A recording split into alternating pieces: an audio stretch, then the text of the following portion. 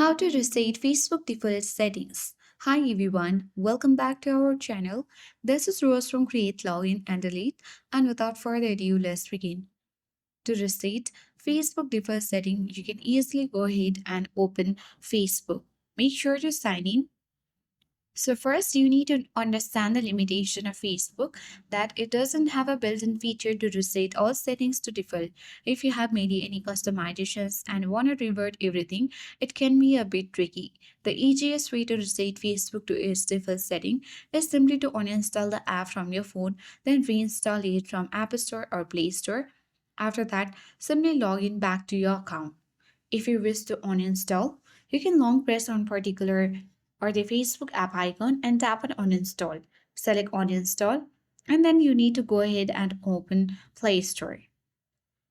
Now tap search icon at bottom right and move ahead and tap the search bar.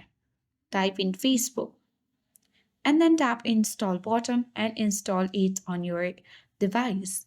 So if you found this video helpful, don't forget to like, share and subscribe for more tech and tips videos.